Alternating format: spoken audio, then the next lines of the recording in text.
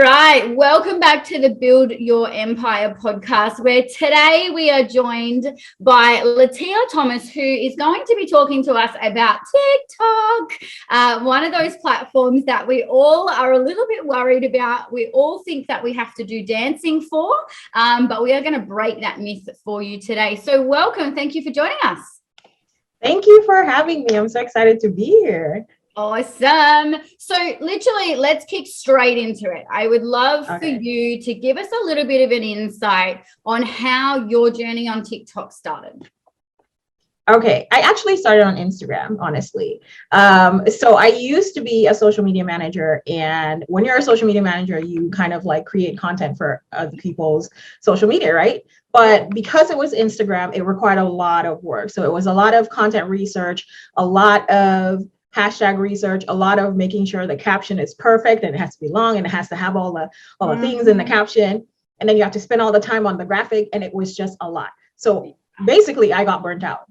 Yeah. And I decided like, okay, I'm not going to do social media management anymore. So essentially that business kind of died.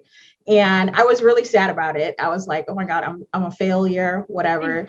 And in order for me to kind of recover from my failure, I got on TikTok as an entertainment platform, not to do anything, because at the time I wasn't even looking at it as a business platform. I was just like, I'm just going to get on TikTok and chill. So got on TikTok, spent like a couple weeks on there just watching funny videos.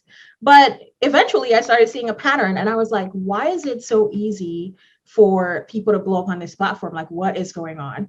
So I actually, the video that really got me to start making TikToks was a video of these two little boys.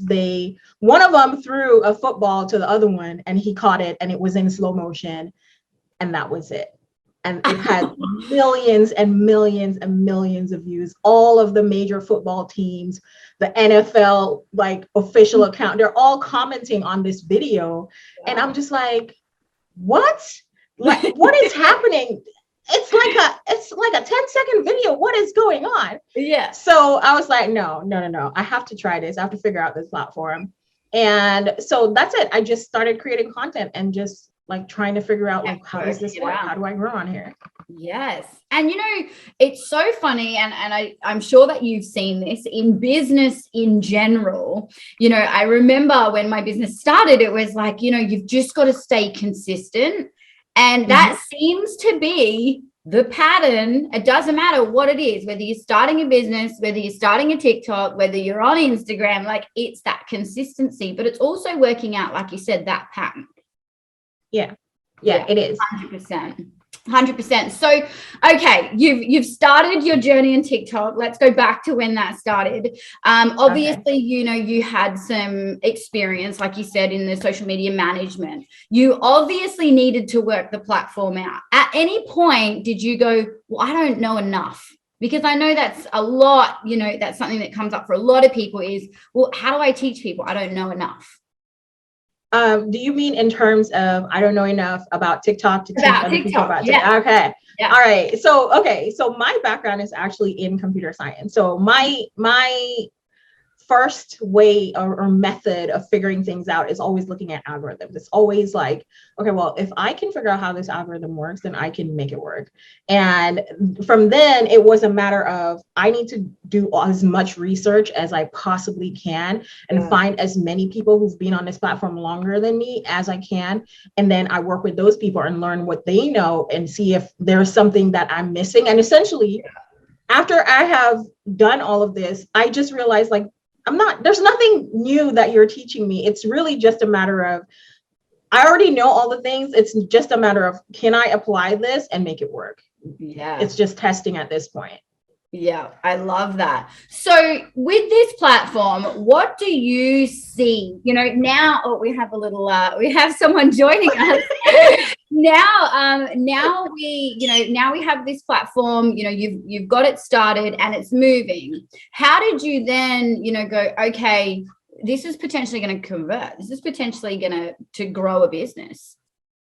Oh, okay. So when I started creating content, I was like, I'm going to create content teaching business owners how to market their business on social media in general. So it wasn't about TikTok initially. It was just about social media. Yeah. And so I started creating a lot of social media and marketing content. And then what happened was people were asking me, how do I work with you? So that's actually how it became a business. It converted without me doing anything. So I was just creating the content, putting the content out there. And then people would be like, well, in my comments, how can I work with you? And I would be like, oh, send me an email or something like that. Then eventually, when I had the link in my bio, because you had to have, you still have to actually have 1,000 followers to get that link in your bio if you have a personal account. Okay. And so when I was like almost 2,000 followers when I got my first client. And it was crazy because that person, all I did was I put a Google Docs, a Google form in my bio. There was no sales page. There was no nothing. A Google Docs form and a Google form. They filled out the form and they were just like, yeah, okay, I'm ready to work with you. And I'm like, what? It's that easy. I was surprised. I was like, hold on. Wow. But it was about you added value, right? Like that's kind of what got them there, was the fact that you used the platform to add value. Yeah. So my content was all value-based content. It was all kind of like nurturing type content. Yeah. And the goal for me, I wasn't even trying to convert. I was trying to grow. I was trying to figure out how do I gain followers. Yeah. And because my content was like it's marketing content essentially, and it has all of the marketing elements of nurturing your audience and all of that. Yeah. Because I was creating that type of content and the content was created in a casual type of way, it really is like, I'm just trying to help you. And there was no real pitch at the end to say like, if you want to work with me, XYZ. Yeah. So for the audience, it felt like they are coming to work with me. They are making the decision by themselves. It's like, okay, I found somebody, she got a bunch of information. I this is my problem. I want her to help. And then they'll just do it by themselves without me doing it. Do you believe that that is a game changer? The way that you handled that is, and I see this a lot, is, you know, when you are constantly sold to, I don't know about you, but I'm like, man, I am never opening my wallet to this person because I'm so sick of the emails and I'm so sick of, like, I'm sick of it. You know, you've actually put me off. Yes. Yeah. And I love that. It's, you know, it's like authentic selling, you know, where people don't feel obliged to work with you. Like you said, they choose to work with you, which is really, really awesome. So obviously a massive issue that a lot of people have with Instagram is understanding hashtags. Now on TikTok, they have hashtags as well. What would be the best way for somebody to work out what hashtags are good for them? Is it going to be via, you know, they need to have under 10,000 or it needs to be industry specific, or like, how does it work with this platform? That's a really good question because a lot of people use Instagram strategies for hashtag on TikTok and it doesn't work. So on Instagram, the hashtags show you how many posts are in that hashtag. Yes. So how many individual posts. On TikTok, it does not show you that. It shows you how many views. So if I create a video and that video got 10 million views, and on that video, I put a hashtag that's like, Lateilla crazy girl or something like that. Yeah. No, but that hashtag does not exist on TikTok right now. So if that hashtag was on a video with 10 million views, when you go to that hashtag, the hashtag will have 10 million views, even though it's just one video. So it's like you're not supposed, you don't want to look at how many views people. Right. It's not 10 million people who have posted. It's really just views. Right? 10 million people have seen that actual hashtag on a video. So essentially, your goal is not to look at how many views are inside of the hashtag. It's really to look at what's in the hashtag itself. Yeah. Do I want my content to be associated with whatever is already in there? right? So hashtags like FYP, you don't want to use those. It's it's too many different niches in there.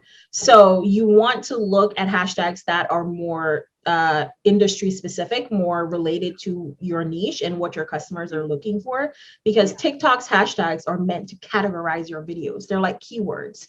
So you want to think of it like, this is a keyword that's going to tell the algorithm who is going to show my content to, who to show this content to. So it's putting it in like folders, you know, where yes, it's like, this is all, yeah, I love that. And it's so key because a lot of people, I guess, don't understand. And like you said, they're bringing strategies from other platforms and it's not working. Am I right in saying with TikTok, it is literally about having yourself a strategy over 4 weeks, 6 weeks, 8 weeks? I don't know how many weeks it is. Right? I haven't even attempted to crack TikTok just yet, but it's definitely on my radar. You know, is it about having that consistent strategy? I see a lot of things popping up on TikTok about, you know, you just do this for 6 weeks and it'll blow up, you know, is that kind of how it works? Yes, it is possible. Yeah. Okay, so I'll tell you what, it's possible for you to blow up on your very first TikTok video, the very first one. Do you know what? So that's funny that you say that, because I did a TikTok, and what I realized when I used it was if I do a TikTok and post it, it puts it in my camera roll. So one day I was actually sending something really funny to somebody, and I was like, I'm going to make it in TikTok and I'm going to post it, but I just needed it in my camera roll so I could send it via another platform. I literally made it, posted it, got it in my camera roll, forgot about it. Yeah, and it was me like whippersnippering the garden, right? It was stupid. There was nothing hilarious about it whatsoever. And I came back maybe 6 or 8 weeks later because I was just not even paying attention to the platform. 58,000 views. I was like, what the hell? And it was literally by accident. Completely by accident. So you do need a strategy if your goal is like you want to sell things, but in terms of like even just growth, having a strategy is great. But honestly, the most important thing is for you to post, because you need to figure out what works for your account. Yeah, definitely. So with the algorithm on TikTok, as you're posting, am I correct in saying TikTok is working you out as well? So the more that you're posting, it's working out who it needs to put you in front of. Yes. So that would include what you're saying in your videos, what you're putting in your captions, the hashtags that you're using, the text that you actually put on top of the video, things like that. All of that is taken into account to determine, and also how do users react. So it's going to test your content. Like, I'm going to show you to this group of people and how do they react to it. I'm going to show you to another group of people, how do they react to it. And obviously you're going to get shown more and more to the people who are reacting and spending more time watching your video. Oh, I love this. I love a challenge, and I feel like this platform is exactly that. So what would you say to somebody obviously starting out? Like, what would be a few steps that they need to do? Obviously, maybe in setting their account up, you know, whether it's, you know, optimizing bios and that type of stuff. Okay, so you only have 80 characters for your bio. So when you're trying to optimize your bio, your goal is really to be concise. You don't have a lot of space to over explain what you're doing. Just tell me what you post about, why I'm here, why should I follow you, right? Yeah.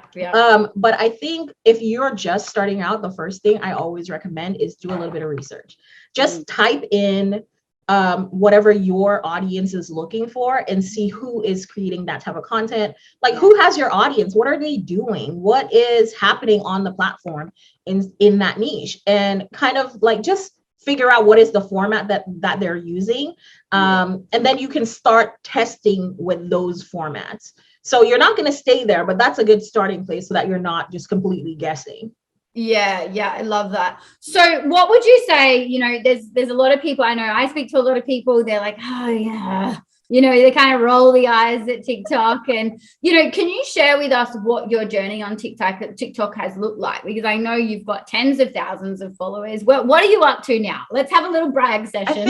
I think I'm up to 34, but the thing about the thing is, like, I have not been consistent at all on TikTok. Like, I've posted, like, because I was like, I want to get to 10K really bad. then so I was consistent initially, right? Because my goal was to get to 10K.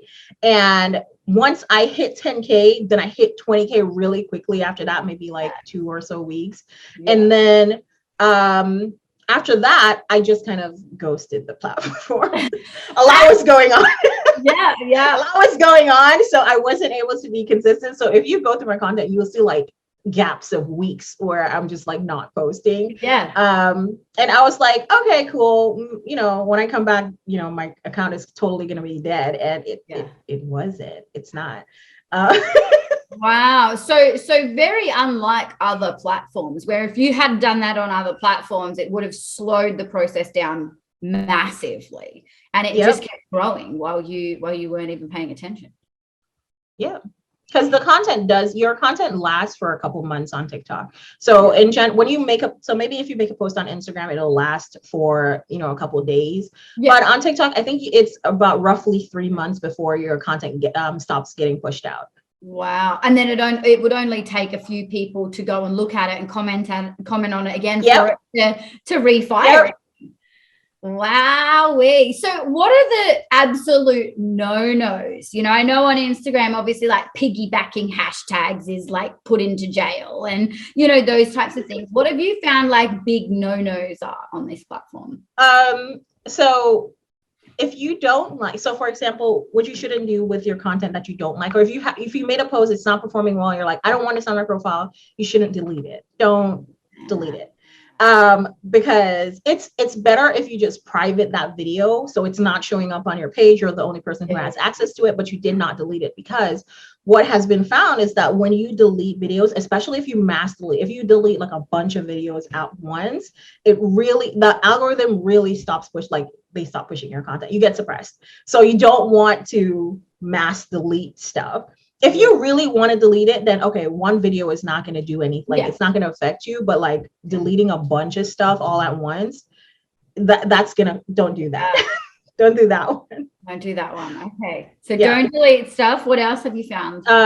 So I would say that in terms of hashtags, you don't want to use hashtags that are like too general. So FYP, the ABC, XYZ, those types of hashtags, you'll see them a lot. You will see them a lot on very general type content. So when you just start off and the algorithm doesn't know what your preferences are, it's going to show you just general videos that most people like, right? So just funny videos. You'll see a lot of FYP on that. Don't use it. just forget about it. Like, the other thing I would say is that when you are creating content, you want to, what do you not want to do? Okay, you don't want to post all of your content all at once. Sometimes it's fine, but you in general, give the algorithm some time to push out your videos, because it can look like, or it can be seen as spam. And then of course your content, you know, is going to get suppressed. So you might want to just take a little break in between posting each of your videos. Is there a certain amount of times a day someone should be posting? Is it like you're better off to do one a day consistently than try and do 3 a day, you know, over 5 days and then nothing? Right. Yes, that is correct. So I generally say whenever your quality starts to drop, you should cut back. So when you post 1 per day, that one is a good one. But when you post 3 per day, it's like three crappy ones, then don't do the 3.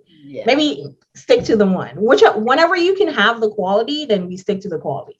I love that. And another thing that really got me was all these transitions, right? There's these, you know, you've got to do this and this and this, and right, like, is that necessary? You know, because I think a lot of people when they get on the platform, they're like, okay, like I can make videos, but I can't do this and this, and you know, you got to have the phone like this. And I'm exactly the same. I'm like, I can make you a video, but I don't have 3 hours to edit this bad boy. Like, you know, right? And TikTok's not very polished. Am I right? Like, you don't need polished content. Yeah, that's the thing, right? You don't need it at all. As a matter of fact, it's better if you don't have polished content, right? Because it's more relatable. But with the transitions, you don't need transitions, you don't need dancing, you don't need to use the filters, you don't need to do any of that stuff. Honestly, Everyone's going to be like this. Everyone's going to be listening to this podcast going, man, this woman is my savior. I love that. You don't need to do any of that. The only thing you really need to do is create content that is relatable. And that's it. Yeah. If you can create content that is like, when somebody sees it, they're like, oh my God, you're helping me out for free. You're just helping me out because you like me or because you care. That's it. That's all you need. So the more relatable it is, the more unpolished, the more kind of like casual. If I feel like I'm on FaceTime with you, that's a good video. Yes, I love that.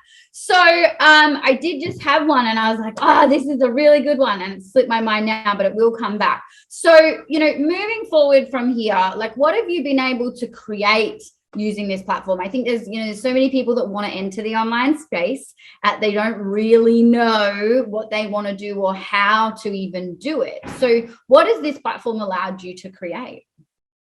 What do you mean by create? Like, as in your business now, like you said, you okay. had a business before, has it been able to help you create, a six-figure business? Has it been able to help you create, massive impact? Yeah, definitely. Okay, so I'm not at six figures yet. We're getting there, close. Slowly, we're getting there. We're close, but not quite yet. But how long ago did you start? Like, let's go there. Like, how long ago was this? How long ago did I started TikTok at the end of 2020, like the last 2 weeks of December in 2020, so beginning of 2021, because in December of 2020 I was very much like, I don't know what I'm doing. So when I really started, like, I'm going for this, let me create the content, it was like pretty much January of 2021. So like a year and a bit. Yeah. And I think, again, it doesn't matter what you're doing. I think a lot of people are super impatient. Like, oh my God, I've put up 10 videos. Like, why am I not famous already? And it's like, it doesn't work like that. If it did, God damn, you and I would be sipping, margaritas in the Bahamas. Right. So tell us what this journey's looked like for you using this platform. What's it allowed you to do? Yeah. So I've actually, initially, right, when I started off, I really didn't know what I wanted to offer. So I was doing like one-on-ones. I was doing a lot of kind of like one-off sessions. I had a program. I did have a program, but it was a one-on-one program. I got super burnt out from that as well, because I had a bunch of clients all at once, and it was just like so much going on. But eventually I was able to take all of that experience and like build it into an actual program, like a full, like start to finish TikTok marketing program. So that's like what I offer mainly now. I do have also like VIP days and stuff like that, but the main thing that I offer is my 3-month TikTok program. And essentially that's what I've built from TikTok. It really did start off as the kind of like the one-on-one program and also like one-on-one sessions, but I've been able to take all of that experience and all of kind of like the trial and error and client trying and figuring out like what works, what doesn't work, how can we make this consistent, and turn that into a program that I offer. So it allowed you to scale as well by doing that. And I love that you touched on that, because, we specialize in automation. And, I think it's so important for people to understand that you can go and create whatever you want, but if you don't have the systems in the back end that are built, that are going to support this, right, you are going to be burnt out. You are going to be booked that is so true.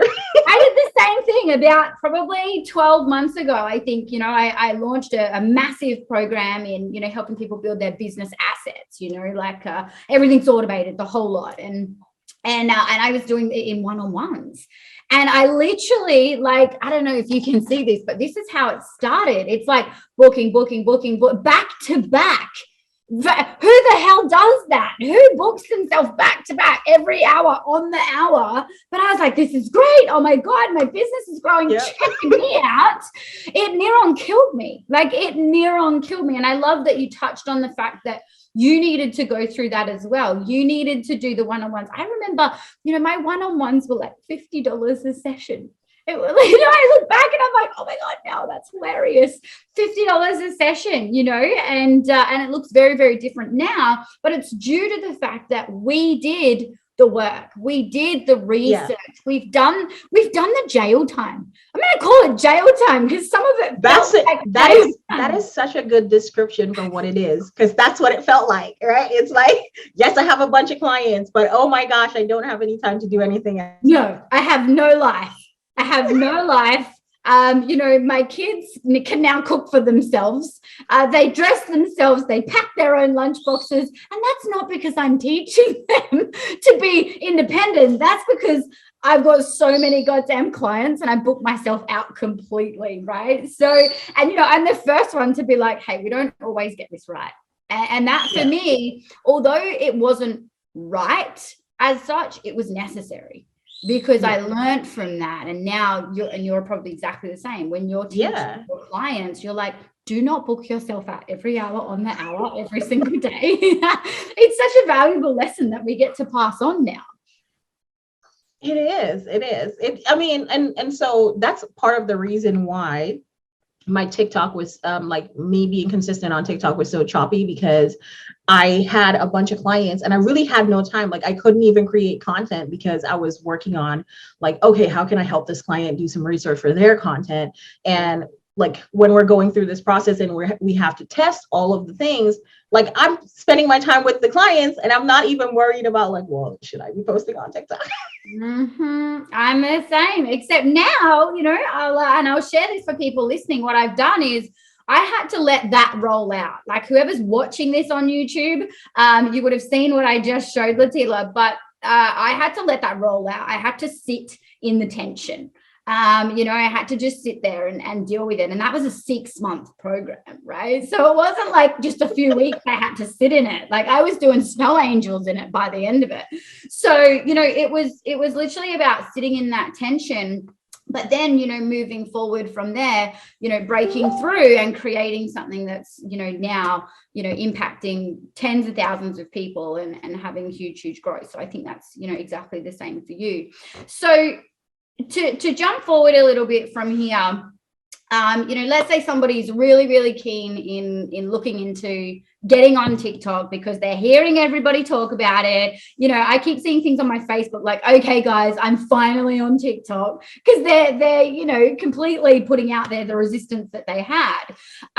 So if that's the case, they're getting on TikTok, they're going to obviously, like you said, start doing their research. They're going to start looking into, what they need to be sharing and who their perfect audience is. What would you say to somebody in that space when they do start to grow? Obviously, like we've just touched on, having programs, but when they do start to grow, again, not booking themselves out, what are a few other things that you noticed on the journey that you could share with somebody? Like, what's one tip that you could give them? Obviously, one big one that we've said is do not book yourself out. What's another one that you've got? Oh, this is a good question. I think it's important to learn if you're doing one-on-one, like if you're just starting out and you're at the one-on-one stage, it's very important for you to learn from each client. So my thing was, one lesson I had to learn, and I really had because I made a bunch of mistakes in the beginning. I was just like, I did not have any boundaries. It was just like, I don't care. Like, sure, you're a client. Okay, whatever you want. Okay, I'll do it all. But I had to learn from each client, from every experience that I had, whether it was a good experience, I was like, well, how can I replicate this? And if it was a bad experience, I was like, okay, well, what can I do to make sure that this does not happen again? So learning from like all of the clients that you get and actually implementing it and setting your boundaries is really important. Like, please set boundaries. Okay. Yeah. Just please. That is music to my ears, because I think, you know, I was the same. I didn't have any boundaries. So I was like, I really want this client to come on board. You know, my first 10K client, I was like, oh, I'll do anything, you know. And then after that client, I was like, I will never do anything again. Like I'm never doing that again, you know. And it's not because we don't want to help them. It's because, you know, our kids are cooking their own dinner. You know, we have lives ourselves, and you know, we have businesses to build ourselves. So I love that you touched on that.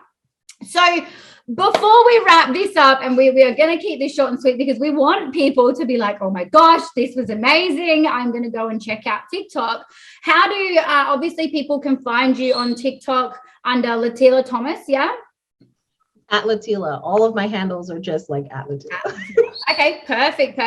Now tell us, if somebody wants to work with you, do you have like a challenge that they could do? Do you have, you know, like an entry point for people to come in and check out what it is that you do? Yeah, so I have actually, if you just want to check out my stuff, I do have a challenge. I have a 5-day challenge that I just did that will be rolling out soon. You can get that challenge. That's a free challenge. I also have like free guides for TikTok. So if you're trying to figure out, well, how can I create content that works on TikTok? What are the things that I need to consider? I have freebies that they can always check out to kind of get that kind of like start to get their foot in the door so that they're not completely lost. Oh, I love that. And thank you so much for taking the time to chat to us. You know, I think we could probably chat all day about this and what's possible on this platform. And I know that I'll definitely be reaching out very soon myself to come and work with you. But I think, you know, the common message, it doesn't matter what you're building. It doesn't matter what platform it is. It's consistency, it's strategy, and it's really just showing up and showing people, you know, what it is that you know, and sharing that knowledge, you know. So thank you so much for joining us. I completely appreciate the time that you spent. I know it's evening for you, it's early morning here for us, and we are going to stay in contact, that's for sure. And you know, maybe we need to do a Mel and Lateilla combined challenge or something. This would be fun. Oh, that's a good one. The across the world challenge. Challenge. So thank you so much. I appreciate you. And if you do want to find Lateilla, please go and check her out on TikTok, check her out on Instagram, and give her a follow. Thank you. Thank you for having me. You're welcome.